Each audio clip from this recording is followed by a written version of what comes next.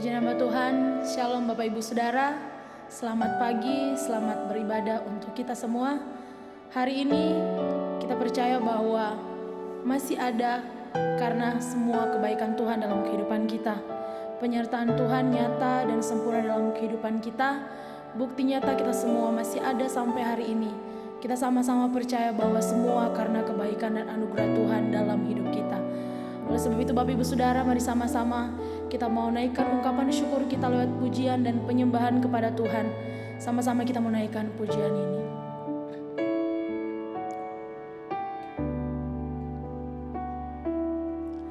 Bapakku datang dan berserah,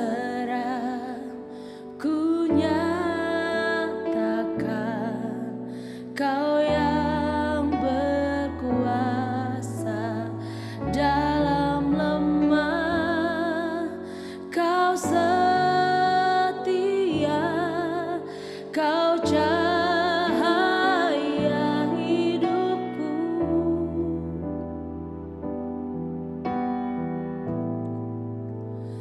Kau kuatkan aku bertahan, Kau harapan dalam kesesakan, Kau buktikan kesetiaan-Mu Tuhan. Engkau Allah Immanuel.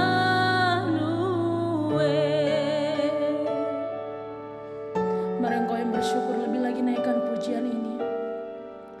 Bapakku datang dan berserah, ku nyatakan Kau yang berkuasa dalam lemah, Kau setia, Kau cahaya hidupku. Oh, Kau kuatkan aku bertahan, Kau harapan dalam kesesakan, Kau buktikan kesetiaan-Mu Tuhan. Engkau Allah Immanuel. Kau kuatkan aku bertahan, Kau harapan dalam kesesakan, Kau buktikan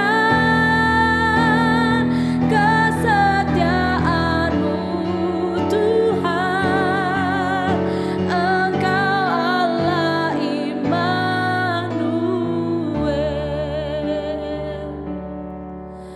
Immanuel,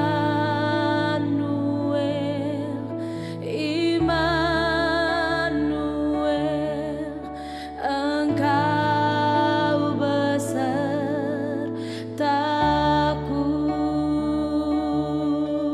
Immanuel, Immanuel, Engkau Allah besertaku. Immanuel, Immanuel, Immanuel, Engkau besertaku.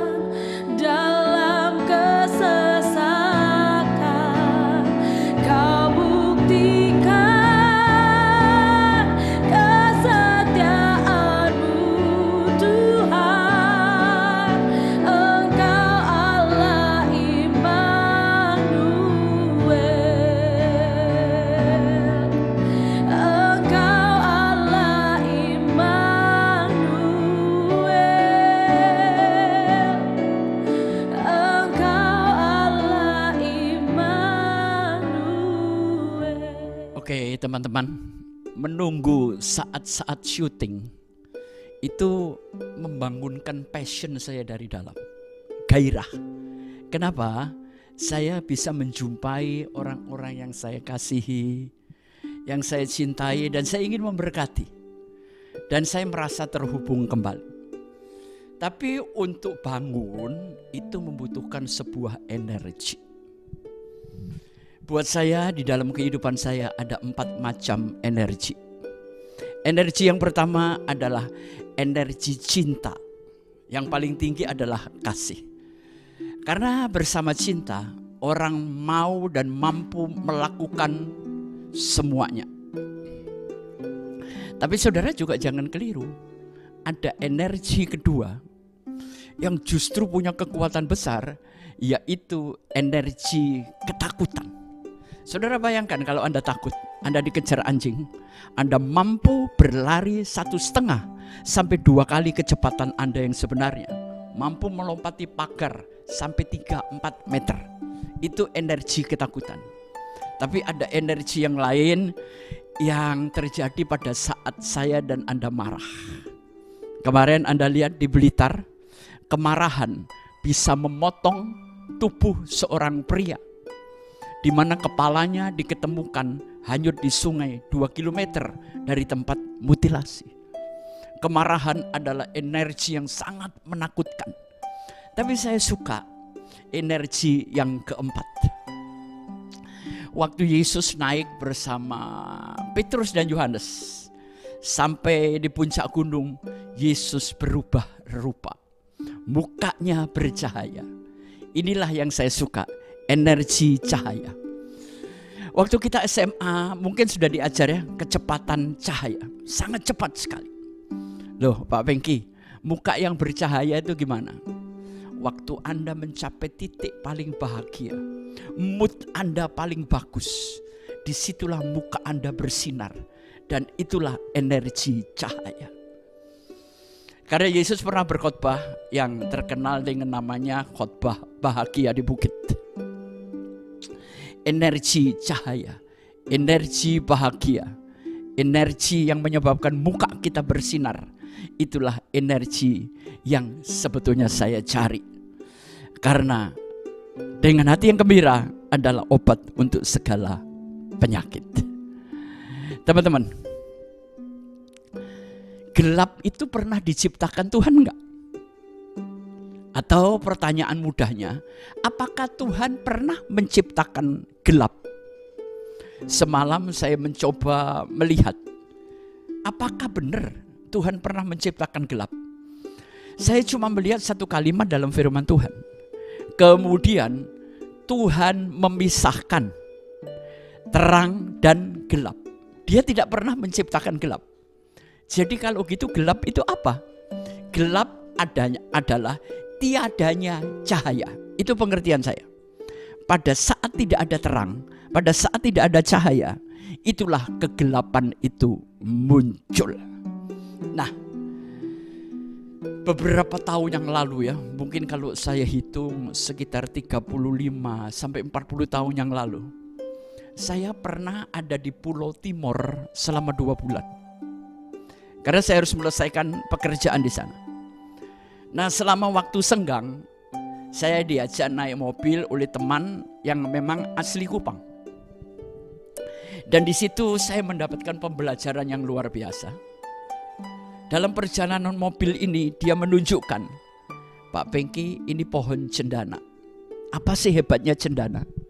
Ternyata pohon cendana supaya wangi itu harus dibuat stres. Gimana dengan Anda? Makin stres, makin wangi atau makin busuk? Luar biasa loh. Terus akhirnya saya ditunjukkan setelah berjalan lagi, kalau yang ini pohon johar. Apa istimewanya? Bro, pohon johar. Pohon johar itu semakin kering, kekurangan air, itu warna daunnya semakin hijau dan pohonnya kelihatan makin segar. Jadi caranya menyegarkan pohon johar itu nggak boleh terlalu sering kena air. Nanti saya akan simpulkan. Yang ketiga, Mungkin kalau di Jakarta ada orang jualan buah lontar ya. Entah sama dengan kolang-kaling di Jawa, saya nggak tahu. Cuma mirip. Nah, pohon lontar ini juga nggak boleh dikasih air. Kenapa? Karena semakin pohon ini haus, niranya semakin manis. Seolah-olah pohon di daerah timur, daerah Nusa Tenggara NTT ini pohon yang menentang alam. Tapi aneh juga, jadi untuk mendapatkan nira atau semacam tua yang manis, maka lontar ini harus dibuat haus. Atau mungkin di halaman Anda, saya sangat suka kalau di jalan banyak sekali pohon bougainville ya. Saudara ingin bougainvillemu warnanya makin cerah dan warna-warni? Bougainville ini juga semakin terkena panas dan kurang air, maka warna-warninya lebih keluar. Saudara perhatikan, dari keempat pohon ini, mereka masuk ke titik yang namanya minus, kekurangan. Sekarang bagaimana dengan manusia? Justru pada saat kekurangan, kita tidak bisa memberikan warna yang indah kepada sekitar kita. Kita semua stres, bukan makin wangi, tapi makin busuk. Mari, jemaat Tuhan, belajarlah dari alam. Alam ini adalah guru yang terbaik. Sekarang kita ngobrol-ngobrol sebentar ya, fakta yang terjadi. Sekali lagi saya minta maaf sebelumnya, saya cuma meneliti fakta, data, dan logika. Mungkin gereja akan tidak boleh kumpul-kumpul sampai akhir Mei. Itu pun kalau corona ini selesai. Jadi selama 3 bulan gereja tidak ada. Terus pendapatan para hamba-hamba Tuhan ini dari mana? Saya mau ngomong jelas. Kalau Anda tidak punya job, Anda nggak punya bisnis, Anda nggak punya usaha. Mungkin penghasilan Anda setiap minggu itu mencapai miliar, ratusan juta. Kemudian terhenti 3 bulan. Apakah para pendeta stres atau makin wangi? Belajarlah dari pohon-pohon di NTT tadi.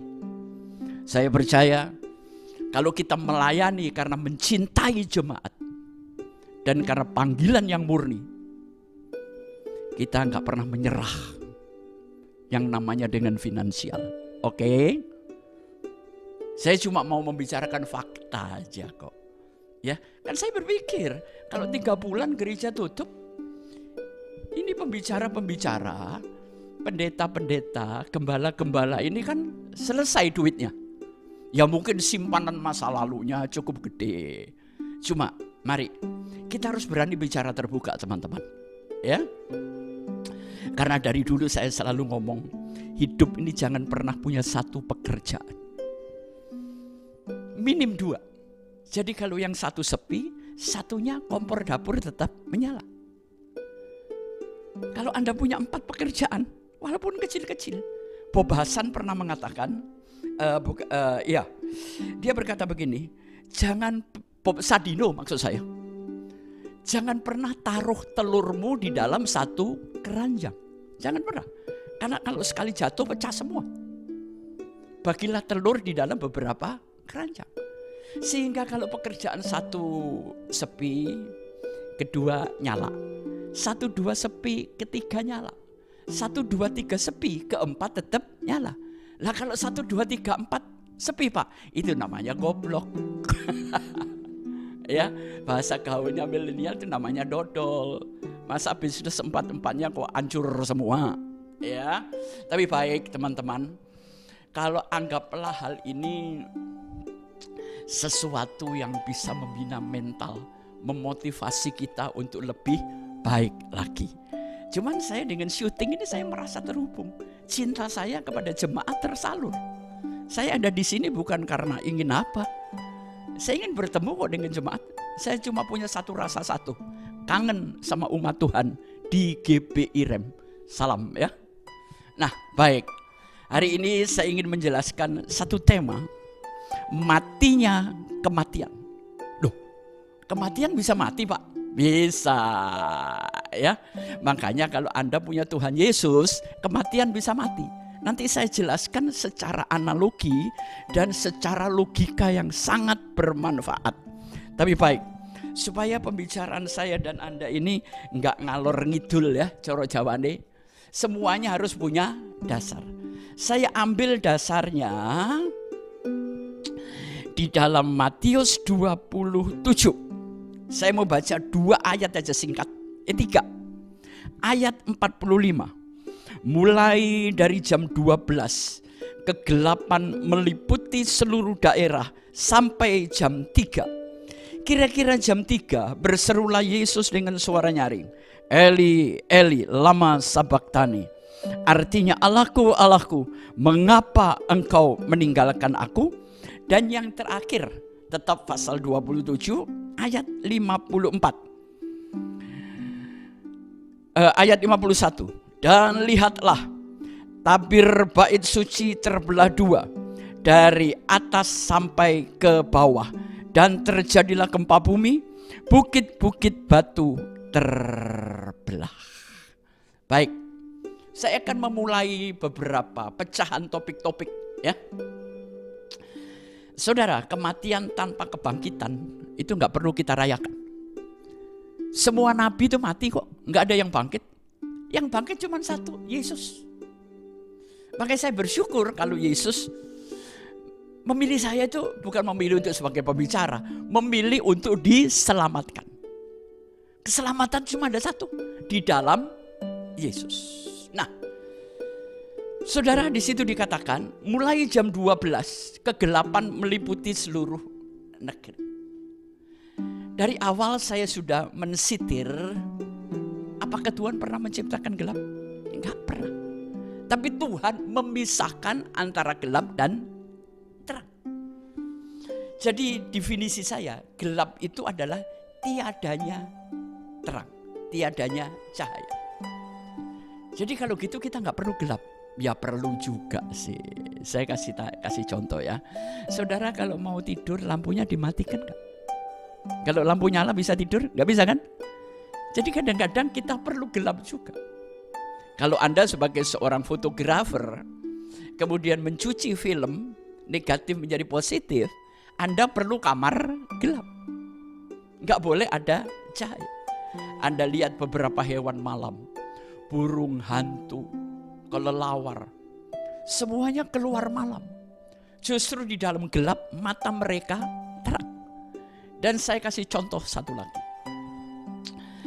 Anda pernah melihat bintang jam 1 siang? Mungkin 1-2 kali pernah kok. Cuma kan mata kita sakit dan kabur. Semakin gelap langit, semakin terang cahaya bintang.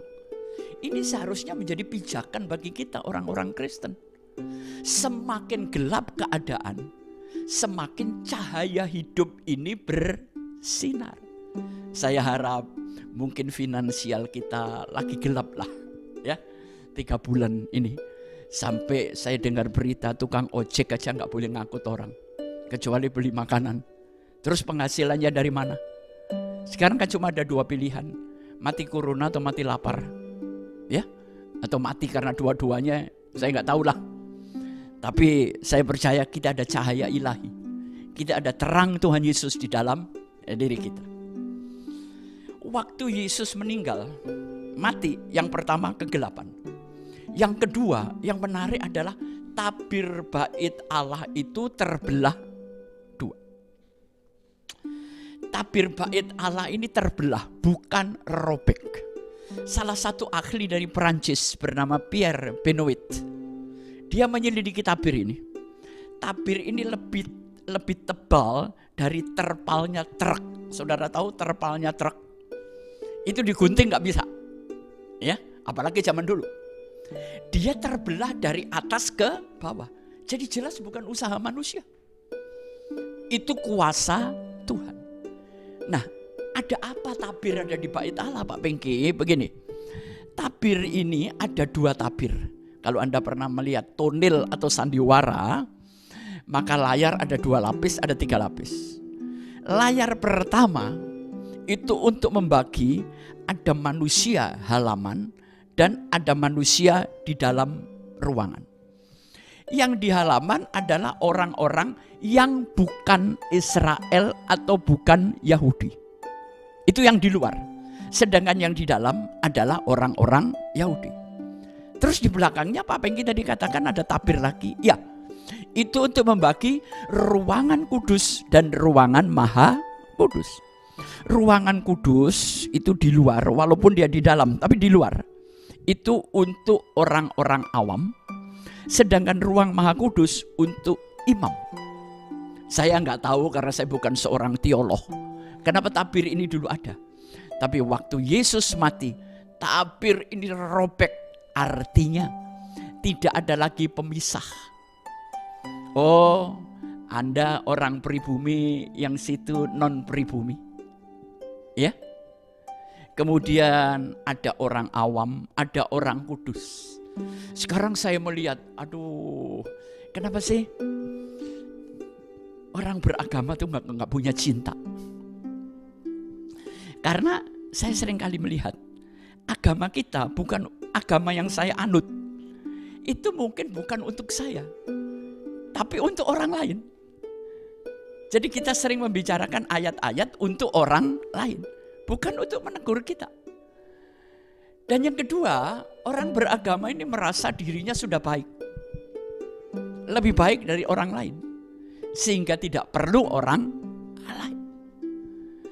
Maka dipisahkannya lah antara orang kafir dan tidak kafir. Saya juga bingung istilah kafir itu apa sih. Cuma dengan terbelahnya tabir ini menandakan lewat Tuhan Yesus pemisahan itu selesai. Jadi gereja pun gak boleh membedakan antara yang kaya dan miskin.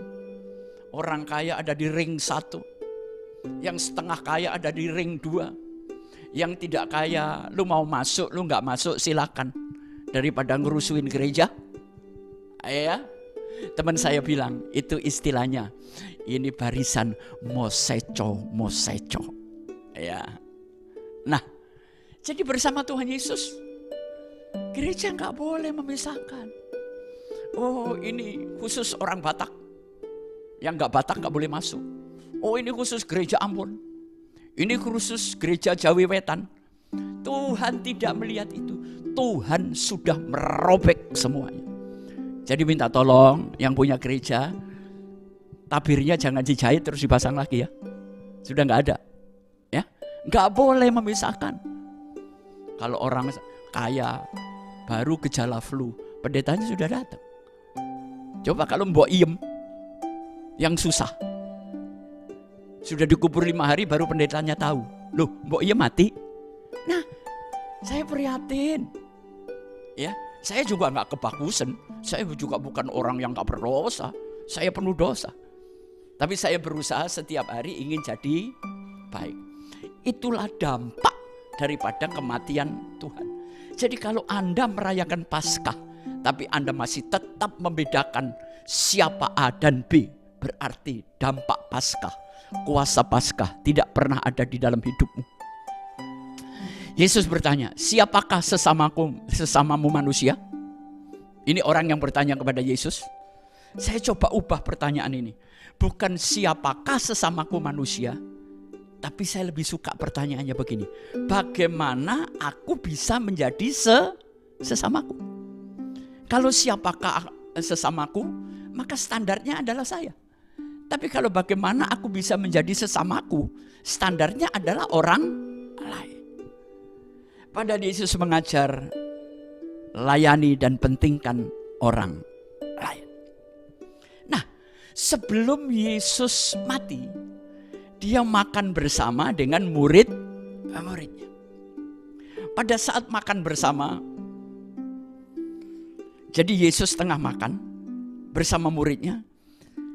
Yesus memecahkan roti dan dia berkata, inilah tubuhku yang aku pecahkan untuk kamu. Dan setelah itu dia menuangkan anggur dan dia berkata, inilah darahku yang tercurah untuk kamu. Baik, saya ingin menjelaskan sesuatu hal yang penting. Saya pernah beberapa kali diminta untuk melayani perjamuan kudus.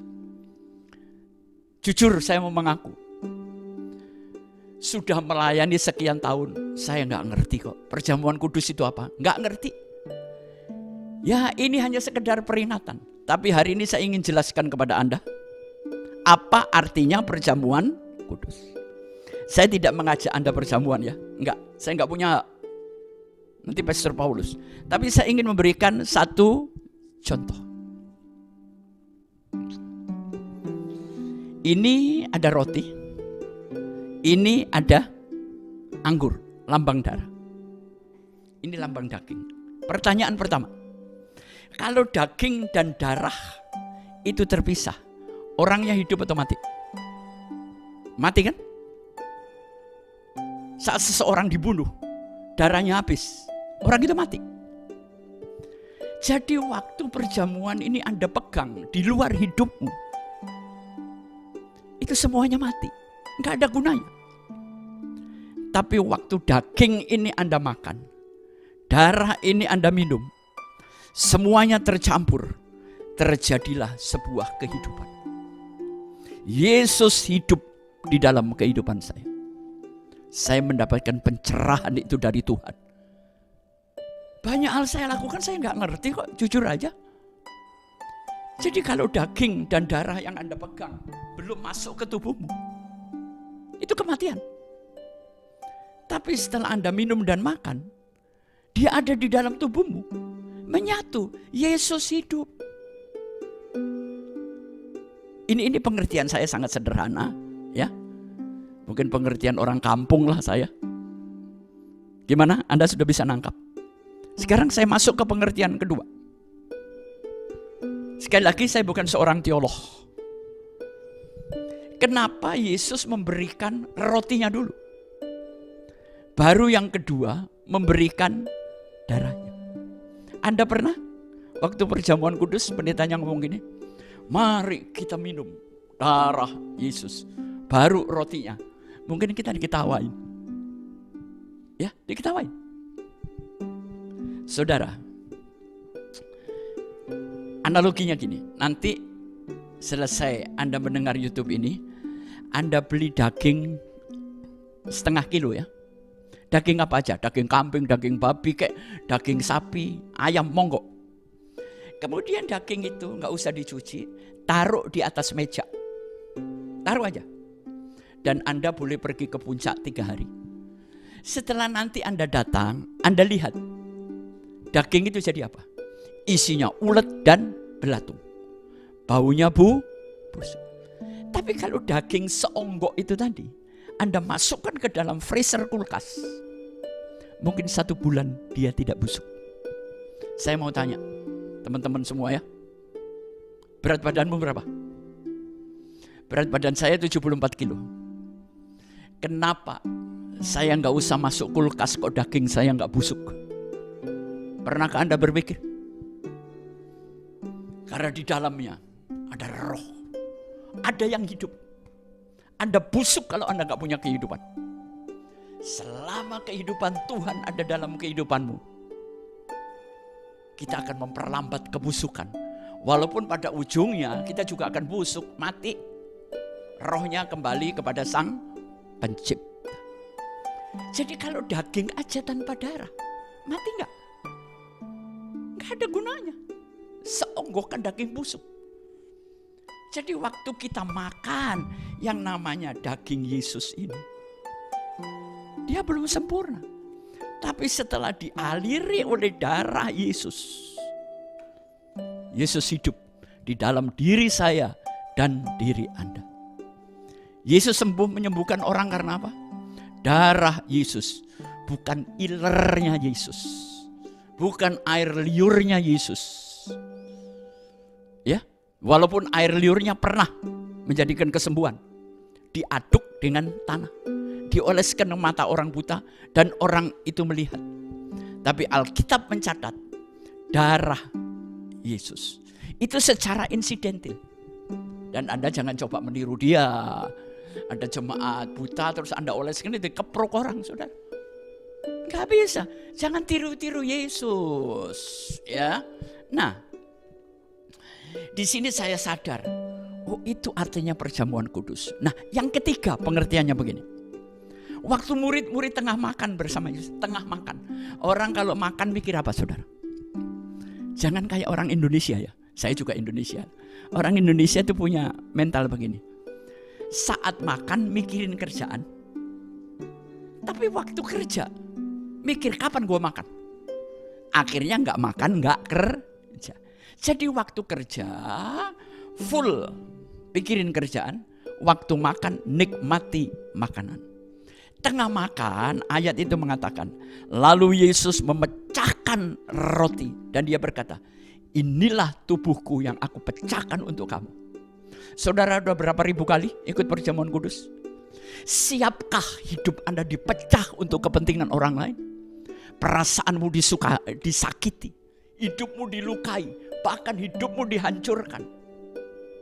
Wajar saya marah. Tapi kalau Anda tidak sadar untuk bisa mengendalikan itu, percuma Anda makan dan minum bersama Yesus. Siapkah tubuhmu dipecahkan untuk hidup orang lain? Perasaan saudara tersakiti aja marah-marah. Gara-gara duit 50.000 kita berantem. Kita nih kalau ngomong yang lain oke. Kalau ngomong duit sudah beda. Jadi akhirnya saya punya satu pendapat, bukan kebenaran. Kalau uang di atas meja, tidak ada agama. Titik. Setuju? Kalau uang di atas meja, tidak ada lagi agama. Itu yang saya tahu. Fakta, data, dan logika. Mungkin ada satu dua yang tidak demikian. Dan yang kedua Yesus mengatakan, inilah darahku. Aduh, ini puncaknya saudara. Saudara mau mati untuk orang lain? Seorang ayah mau berkeringat, mau sakit demi menyekolahkan anaknya. Tapi pernahkah seorang ayah mau mati untuk anaknya? Sampai hari ini saya belum pernah ngelihat. Tapi kalau orang tua berteriak, aduh nak, oper dah sakitmu ke mama. Saya sering dengar, oper dah sakitmu ke papa. Tapi kalau sakitnya dioper dia takut juga kan? Yesus itu pria sejati. Kalau Anda mau pria sejati, mau menjadi laki yang sejati, satu contoh, tidak ada duanya, dunia dan akhirat, adalah Tuhan Yesus Kristus. Sekarang saya mau tanya, waktu Anda tahu 3 hari lagi Anda divonis mati, mau apa Anda? Gemetar, takut? Tapi Yesus menyambut kematian itu. Sebelum saya akhiri, ada satu pertanyaan yang akan kita bahas. Kenapa Yesus berani dan mau memikul salib sampai Golgota? Itu pertanyaan saya. Kekuatannya berasal dari mana? Saudara tahu? Memikul salib adalah akibat. Penyebabnya apa? War of Getsemani. Perang Getsemani. Di Getsemani itulah kekuatan Yesus. Di Getsemani itu dia gak sanggup. Sampai Bapa di surga mengirim malaikatnya. Gak sanggup kok dia. Dia 100% Allah, 100% manusia. Sebelum saya lupa, teman pada nanya, Pak, Allahnya orang Kristen kok bisa mati? Mati. Paskah kan kematian Tuhan. Jumat Agung. Dengerin ya. Allah saya tidak pernah bisa mati. Dan sekarang gimana dengan yang sedang disalib dan kemudian mati? Bukan Allah yang mati, tapi kematian itu dimasukkan di dalam dirinya. Dan disitulah kematian mati. Sekarang di Indonesia, di Amerika, kematian berpesta pora. Setiap hari 400 orang mati. Puluhan orang mati, mereka hidup. Mereka pesta. Tapi waktu kematian dirangkul oleh Allah. Diseret paksa oleh Allah. Masuk di dalam dirinya. Di situ kematian itu mati. Buktinya apa Pak? Yesus mati 3 hari dan bangkit. Saya suka sekali dengan pencerahan ini. Saya senang sekali jemaat Tuhan. Teman-teman yang saya kasihi. saya mendapat pengertian seperti ini. Pengertian khusus. Inilah yang dinamakan pencerahan atau pewahyuan. Karena itu kita harus mendapatkan rema. Rema ini adalah pewahyuan untuk tiap orang berbeda. Makanya gini teman-teman, firman Tuhan ini membuat saya punya pengalaman. Tapi pengalaman saya nggak bisa saya paksakan sebagai firman Tuhan untuk orang lain. Jadi terimalah keperbedaan. Ya. Jadi kita nggak usah marah, waduh orang ini begini. Karena wahyu tiap orang itu berbeda. Ya. Kalau misalnya ada gereja yang menekankan bahasa roh, monggo. Karena di Alkitab memang ada. Tapi Pak Pengki kok saya melihat nggak pernah bahasa lidah? Ya karena saya tidak terlalu menekankan ke situ. Saya menekankan senang pewahyuan, pencerahan. Sehingga saya memiliki pemahaman, kemudian saya menemukan pemaknaan. Ya, jadi pencerahan, pewahyuan, kemudian pemahaman, baru pemaknaan. Inilah makna perjamuan kudus yang saya terima. Karena itu Paskah ini adalah bagian yang sangat-sangat penting di dalam ibadah kekristenan. Nah, kemudian setelah Yesus dikuburkan, orang masih mencari dia. Saya satu hari berpikir, gimana ya perasaan ibunya Yesus ya? Di depan mata anaknya disiksa, disalib. Tapi Maria seorang wanita yang tabah. Para wanita, para istri teman-teman semua, bergurulah, belajarlah kepada wanita yang namanya Maria. Ya. Sampai Tuhan menitipkan dirinya di dalam kandungannya. Bayangin, Tuhan mau menitipkan dirinya di dalam kandungan Maria. Berarti Maria ini sesuatu apa ya? Seorang perempuan yang sangat-sangat luar biasa. Sekarang saya mau tanya, Maria itu cantik gak? Gak usah dijawab, kita sama-sama gak tahu. Ya, jadi Tuhan tidak melihat Anda cantik atau enggak. Tapi sekali pilihan Tuhan jatuh, itu anugerah Tuhan. Saya gak mungkin jadi orang baik, gak mungkin, gak bisa. Saya berpikir baik aja setelah berdoa, yang keluar jahat. Itu yang dikatakan Paulus, ya. Karena di dalam diri kita ini ada simpanse yang berkeliaran, yang merusak kebaikan-kebaikan yang ada. Karena itu saya ingin katakan, mana yang Anda kendalikan? Ya, ayo lewat Paskah ini harus punya dampak. Dampaknya apa? Saya akan melihat Anda menghayati Paskah enggak. Yang pertama, apakah Anda membedakan kaya miskin? Apakah Anda membedakan orang ini ganteng atau cantik? Jadi Paskah adalah menghapus perbedaan. Yang kedua, Paskah itu adalah satu harapan. Hidupi harapan. Selama hidup punya harapan, hidup ini pasti punya semangat. Harapan, kenapa? Mati pun tetap punya harapan. Karena kemudian kita akan dibangkitkan. Kebangkitan bukan cuma nanti, tapi sekarang di tempat ini. Ayo, Anda lagi letih, lesu, loyo, stres, paranoid, ya. Kita memang boleh, jangan meremehkan pandemi yang ada. Tapi juga jangan terlalu paranoid, bro. Sehingga akhirnya kita nggak bisa apa-apa, gila kali, ya. Tapi juga jangan nantang. Mari kita selesaikan semua dengan kuasa kebangkitan, ya. Darah Yesus itu di atas segala-galanya. Kalau satu helai rambut pun jatuh ke tanah atas seizin Tuhan, apalagi pandemi ini. Cari pencerahan, cari pemahaman, maknanya apa? Contohnya makna yang gampang. Dengan adanya pandemi ini, kita punya waktu yang banyak dengan keluarga, ya. Dengan adanya pandemi ini, masyarakat Indonesia yang dulunya kemproh, sorry ngomong, sekarang sedikit-sedikit cuci tangan, ya. Ini yang nggak enak, yang biasa cipika-cipiki, jadi nggak berani, Iya kan? Padahal itu sebuah budaya, enggak apa-apa. Berlakulah bijak, ya. Saya percaya perenungan singkat ini pasti akan memberkati Anda. Lakukan kebenaran dan jangan lakukan pembenaran. Saya percaya lewat renungan ini ada kuasa yang masuk di dalam diri Anda. Saya ingin kalau satu hari nanti gereja sudah pulih, boleh berkumpul bersama lagi, saya melihat muka Anda bersinar, ada energi cahaya, ada energi kebahagiaan. Saya selalu berdoa, Tuhan cukupkan finansial Anda.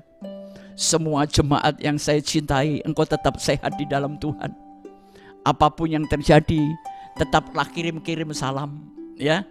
Kadang-kadang kalau saya terlalu nganggur, saya SMS-in teman-teman yang ada di nomor HP saya, gimana keadaanmu, sehat? Ya, cuma tanyain gitu aja kok. Saya nanya juga nggak minta apa-apa, cuma nanya aja. Ya, karena orang sekarang banyak curiga. Ntar saya nanya dipikir minta kiriman duit, enggak juga kok, enggak ya. Tapi kalau Anda ini selamat, ya puji Gusti lah ya. Gimana mau tegur sapa lewat teknologi? Ya, saya percaya Tuhan memberkati Anda. Tapi sebelum saya tutup, ya, kalau Anda di gereja biasanya habis khotbah nyanyi, acaranya apa Bapak Ibu? Persembahan kan? Loh, ini jangan dilupakan ini. Pak Pengki nggak ada urusan sama persembahan, nggak ada kok.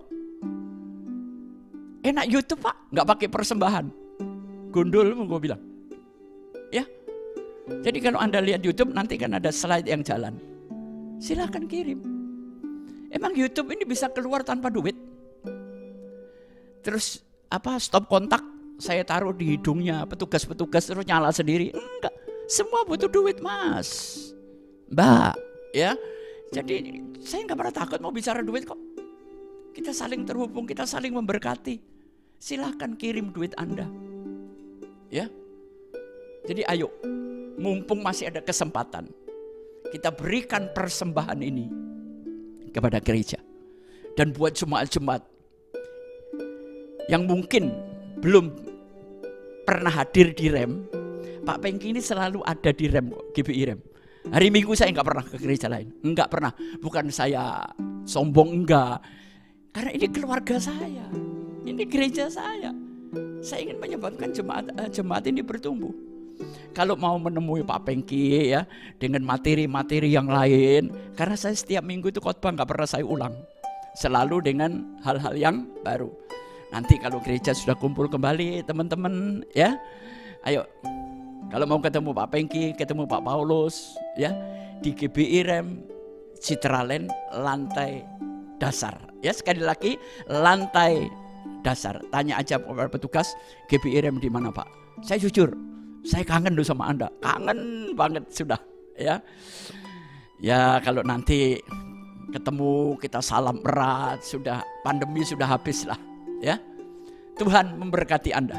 Yang sakit Tuhan sembuhkan, yang kekurangan Tuhan berkati, yang sudah diberkati jangan menyimpang ke kanan dan ke kiri. Amin. Tuhan Yesus memberkati.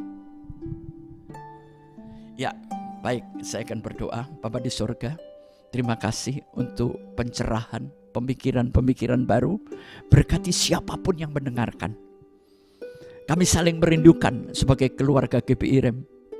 Tuhan, izinkan tidak ada yang terhilang dalam jemaat ini. Semuanya akan ketemu kembali. Dan hamba putuskan kematian ini dengan kuasa Paskah. Terima kasih Bapak. Terima kasih untuk semuanya. Berkati pimpinan-pimpinan, berkati semua pengurus di mana Anda berada. Tuhan memberkati.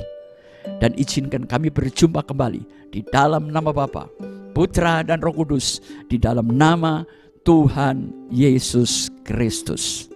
Amin. Puji Tuhan. Saudara sudah diberkati lewat kebenaran firman Tuhan yang telah disampaikan oleh Pastor Pengki Andu. Siapkan segala sesuatunya untuk kita menerima perjamuan kudus. Kiranya kembali saya ingatkan saudara, siapkan roti tawar atau biskuit sebagai pengganti hosti. Dan sebagai pengganti air anggur, saudara bisa siapkan sirup atau teh. Sebelumnya kita satu dalam doa. Bapa kami yang di surga, terima kasih. Kami telah diberkati lewat kebenaran firman. Firman mula pegangan hidup kami. Biarlah kuasa kebangkitan-Mu Tuhan menjadi bagian dalam hidup kami. Sehingga kami saat ini, yang sakit boleh disembuhkan, yang terikat boleh dilepaskan, yang lemah boleh dikuatkan. Kami yang punya masalah, bahkan Tuhan berikan jalan keluar. Sebentar lewat perjamuan kudus, lewat roti dan air anggur yang kami makan dan minum, kami percaya kembali mujizat terjadi di dalam hidup kami. Karena ada kuasa di dalamnya. Kuasa yang memberikan kemenangan lepas kemenangan. Terima kasih Tuhan. Kami siap untuk diberkati lewat perjamuan kudus. Di dalam nama Tuhan Yesus Kristus. Amin. Mari kita angkat pujian. Sama-sama. Katakan.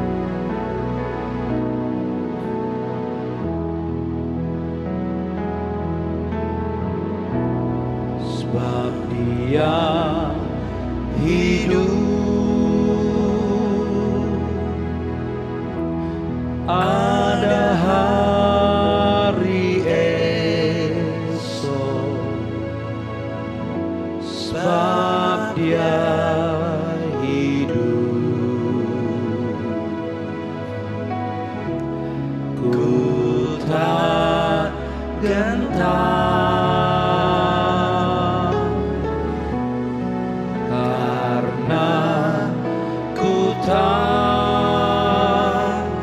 Dia pegang hari esok.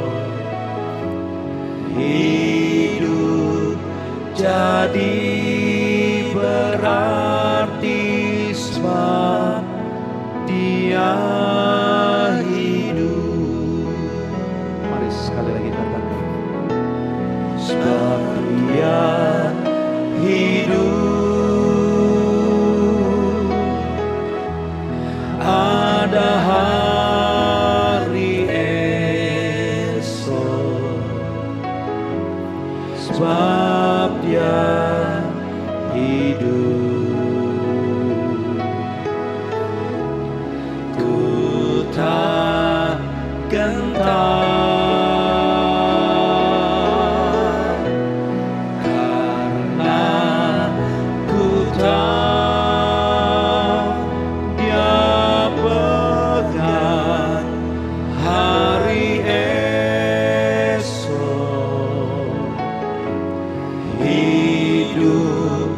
Jadi berarti sebab Dia hidup. Kami siap untuk menerima tubuh dan darah Yesus.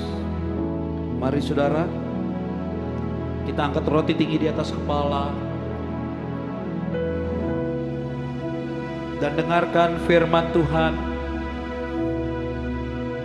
Sebab apa yang telah kuteruskan kepadamu telah aku terima dari Tuhan, yaitu bahwa Tuhan Yesus pada malam waktu Ia diserahkan mengambil roti, dan sesudah itu Ia mengucap syukur atasnya. Ia memecah-mecahkannya dan berkata, inilah tubuhku yang diserahkan bagi kamu.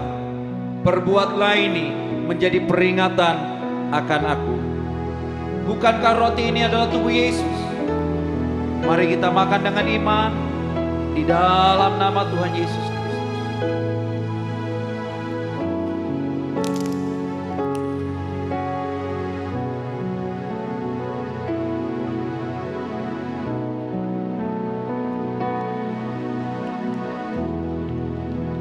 Kita angkat cawan tinggi di atas kepala.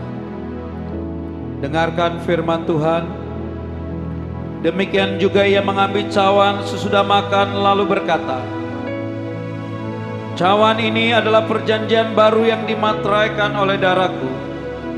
Perbuatlah ini setiap kali kamu meminumnya menjadi peringatan akan aku. Bukankah cawan ini adalah darah Yesus? Mari kita minum dengan iman dalam nama Tuhan Yesus Kristus.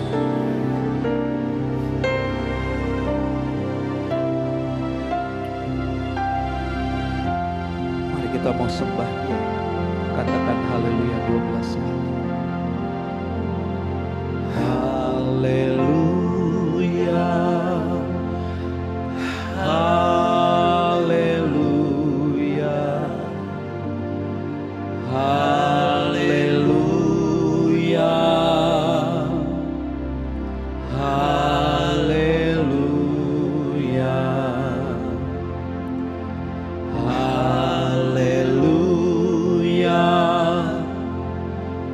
haleluya,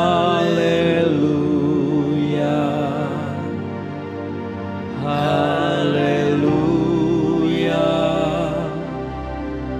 haleluya. Sama-sama kata. Haleluya, haleluya,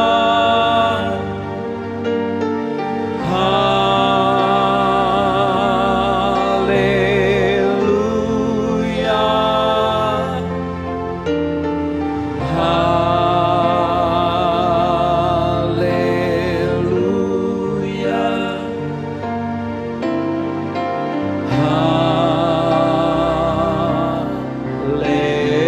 Sama-sama katakan. Oh, haleluya, haleluya,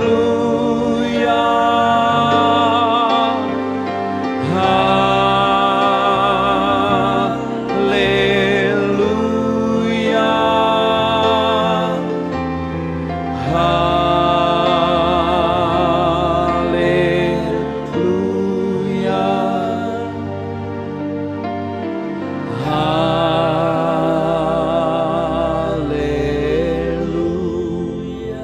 Bapa kami yang di surga, terima kasih. Kami telah diberkati lewat pujian penyembahan yang luar biasa, lewat kebenaran firman-Mu yang telah memberkati kami. Lewat perjamuan kudus Tuhan, kami kembali diberkati. Terima kasih Tuhan. Kami percaya saat ini Tuhan, tidak ada satupun kami yang menyaksikan tayangan ini yang tidak ditolong dan tidak diberkati Tuhan. Semuanya diberkati. Mujizat lepas mujizat terjadi di dalam hidup kami. Terima kasih ya Bapa, kami telah diberkati. Terima kasih untuk ibadah online GBI Rem Ciputra. Kiranya Tuhan terus berkati tim yang ada, berkati kami semua, bahkan gereja Tuhan, baik yang ada di Hotel Ciputra dan juga yang ada di Dan Mogot. Tuhan berkati. Terima kasih ya Bapa. Dan kami akan akhiri ibadah ini dengan menerima doa berkat. Saudara yang dikasihi Tuhan, arahkanlah mata hatimu dan sekarang angkatlah kedua belah tanganmu tinggi di atas kepala. Katakan amin ketika saudara mendengar bahwa saudara diberkati. Diberkatilah keluar masukmu, diberkatilah kesehatanmu, diberkatilah keluargamu, diberkatilah studi, pekerjaan, usaha, toko dan keuanganmu. Apapun yang kau kerjakan dengan tanganmu, Tuhan akan membuatnya berhasil. Tahun 2020 ini kau tetap naik, bukannya turun. Engkau akan menjadi kepala, bukan ekor. Kemanapun kakimu melangkah, berkat Tuhan menyertai. Apapun yang kau minta kepada Bapa yang baik, Bapa yang baik akan selalu memberikan yang terbaik. Karena itu sekarang, terimalah berkat-berkat yang luar biasa ini daripada Allah Bapa. Cinta kasih yang sempurna dari Tuhan kita Yesus Kristus, persekutuan dengan Roh Kudus yang menuntun, memimpin, bahkan menyertai kita mulai saat ini sampai Ia datang pada kali yang kedua, menjemput kita semua di awan-awan kemuliaan. Kita yang sudah diberkati, mari sama-sama katakan amin. Tuhan Yesus memberkati. God bless you. Shalom jemaat Tuhan, jangan lewatkan di tengah minggu ada ibadah online yang diadakan setiap hari Rabu pukul 13. Di hari Minggu ada 2 kali ibadah online. Ibadah pertama pukul 7 dan ibadah kedua pukul 15. Bagi jemaat Tuhan yang rindu untuk memberkati pekerjaan Tuhan, dapat memberikan persembahan melalui bank transfer ke rekening BCA dengan nomor 466-700-0008 atas nama Paulus T. Supit. Dan jangan lupa subscribe, like, komen, dan share channel ini ke keluarga, teman, dan sahabat. Tuhan Yesus memberkati.